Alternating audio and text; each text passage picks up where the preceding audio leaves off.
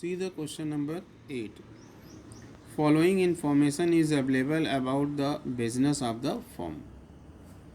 Profit in 2013 40,000, 14 50,000, 15 60,000. Second point, non-recurring income of rupees 1,000 is included in the profit of 2014.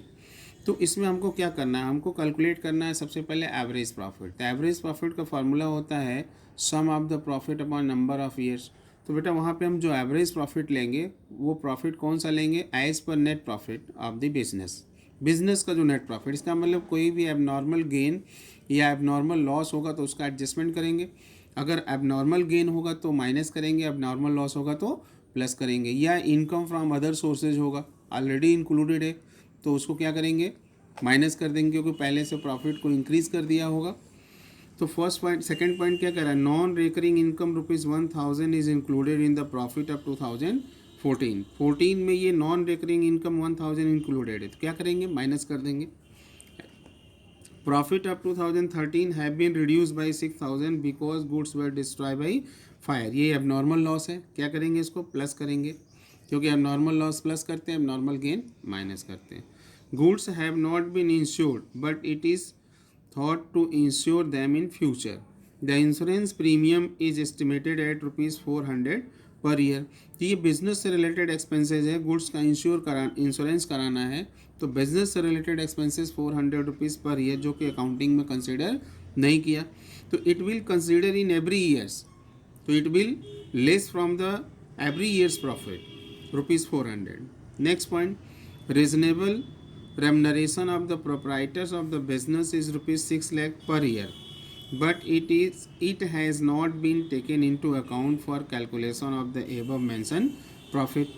So this is the business expenditure and it is also not considered in accounting, then it will less from every year's profit. Next, profit of 2015 includes ₹5,000 as income on investment.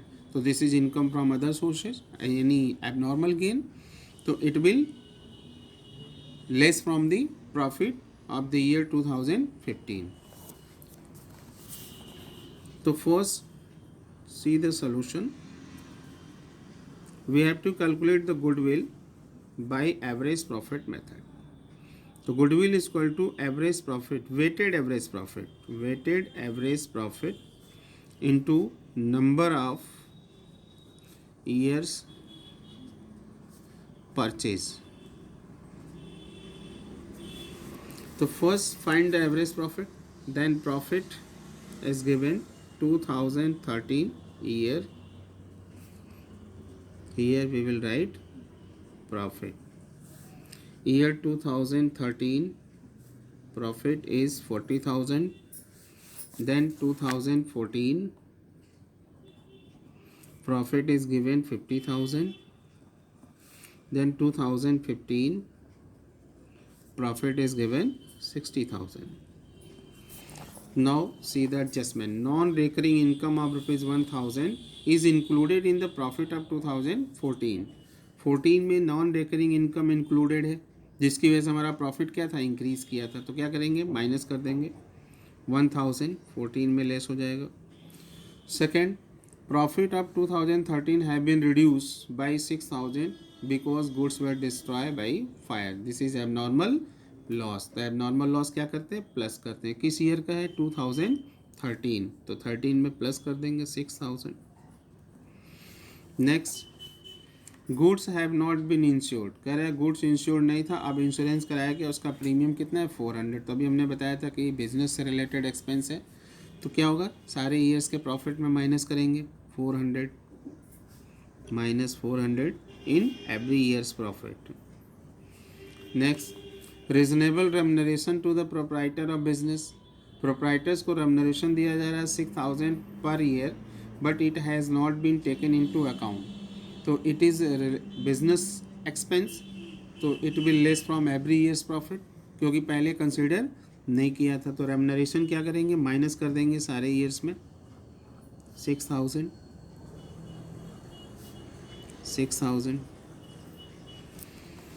Next, profit of 2015 include 5000 income on investment. कह रहा है 15 में income on investment का profit include है, business से related नहीं है, तो क्या होगा, माइनस कर देंगे, क्योंकि पहले इंक्लूड था तो प्रॉफिट इंक्रीज कर गया था, अब इसको लेस कर देंगे।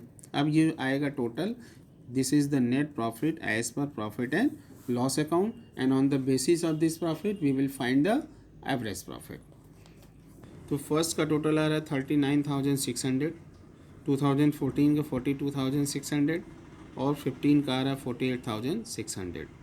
तो this is the net profit as per profit and loss account, so we will find the average profit on the basis of this profit, but here we have to use the weighted average profit, यानी wait से multiply करना है। तो क्या करेंगे, इस profit को separate note कर लेंगे। 2013 का प्रॉफिट ये हो गया, देन 2014 का ये profit and 15 this. Now multiply by weight. Weight कितना दिया है क्वेश्चन में, 1 2 3, यानी 13 के लिए 1 दिया है, 14 के लिए 2 दिया है और 15 के लिए 3 दिया है। तो वेट से मल्टीप्लाई कर देंगे तो कितना आएगा, ये 39,600, सेकंड 42,600 इंटू 2, ये आ गया 85,200, देन थर्ड 48,600 इंटू 3, ये आ गया 1,45,800। अब इसका टोटल कर लेंगे, टोटल कितना आ रहा है, 85,200 प्लस 39,600 प्लस 1,45,800, टोटल आ गया 2,70,600। अब फॉर्मूला क्या होगा, weighted average profit is equal to summation W P, ये क्या हो गया, डब्ल्यू इंटू पी, ये हो गया summation W P upon summation W equal to 2,70,600 upon इसका समेशन कितना आ रहा है, 3 + 2 5 + 1 6 डिवाइड कर देंगे, डिवाइडेड बाई 6 आ गया 45,100, ये आ गया वेटेड एवरेज प्रॉफिट।